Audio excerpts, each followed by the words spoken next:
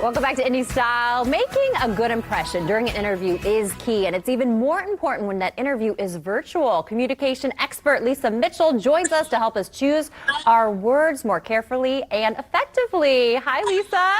Hey, Mackenzie, how are you? I am loving, this is kind of a trilogy, if you will, a three-part series on how to really nail these virtual interviews, because this is the time we're living in.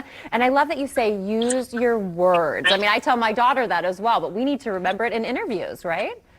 Absolutely. It's, if you've gone to all the work to test your tech and check your lighting and then you've amped your energy up and you're on before you're on, you really want to kind of hit this third stage of really engaging with the interview. And the best way to do that is to be very strategic, not only with your body language and your nonverbal communication, but really reinforce your excitement and your optimism and your confidence using your words. So being very selective about using words like excited, right? Using words like I feel confident, or using words like I've executed, like really strong, powerful words to help the person across from you not only see you on the screen, but also hear things that reflect the qualities that they're looking for in an interview. I love this. Any words that we should avoid? Any things we really shouldn't be saying?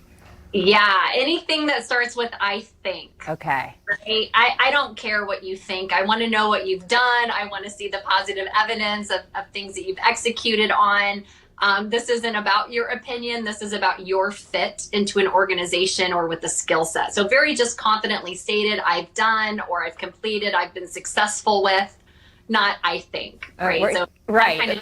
That kind of takes away your power if you use that. It leaves it up for debate. And we really want to be confident in what we're saying. And we want to paint a clear picture, you say.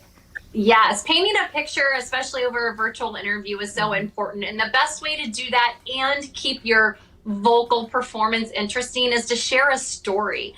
Like, I know a lot of interviews, they have a format where you're showing what you did, the steps that you took, and then the outcome that you achieved. And that can get really low vibe and boring if you aren't actually telling the story, painting a picture, bringing people into that experience where they're kind of hanging on your next word and really invested in the outcome. So use the opportunity of a good, well-formulated story to kind of walk someone from beginning to end into something that you've accomplished or something that demonstrates your skills, that you're a good fit. And I feel they can really connect with you and get to know you a little bit better. Now, typically at the end of interviews, Lisa, they'll say, do you have any questions for me? And if you don't have any questions, you feel a little, I got to think of a question really quickly. So what questions, if that question does come to us, should we be asking and posing?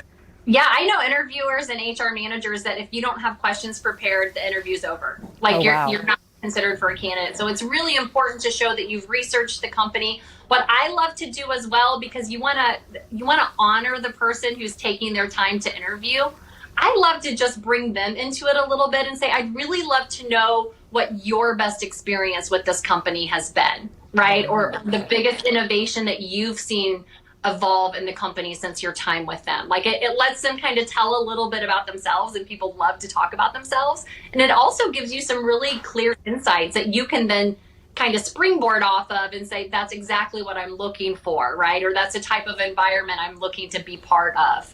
So it kind of plays two roles for giving you good evidence and then letting you show that, oh, I'm like you, I'm a good fit here. And so they picture you in the organization. So we'll have our last question prepared. And what's a great way to be memorable at the end? Like, how should we really, the grand finale, if you will, of this virtual interview? What's something memorable that will make you stand out above the rest? Yeah, I think reinforcing, like, everybody's like, oh, I'm a great fit for this job, right? But pulling out one key thing that maybe the interviewer supplied you with, either by answering their questions throughout their story, really circling back, I'm really excited, or I was really glad to hear that we're in so much alignment here, right? And I'm looking forward to being part of the team. So kind of the assumptive close, the fact of reinforcing that last thought, oh, this is a good candidate. They're in alignment with what we want, or they're a great fit, or they're well equipped for this. Using your words to just help them draw the right conclusion. Again, that very last moment, that last impression can really kind of just cement that you are the right person to move forward with. That's great advice. And really quickly, when you don't hear from them, should you follow up? How soon is too soon? Because you don't want to pester them, but obviously you want to be persistent.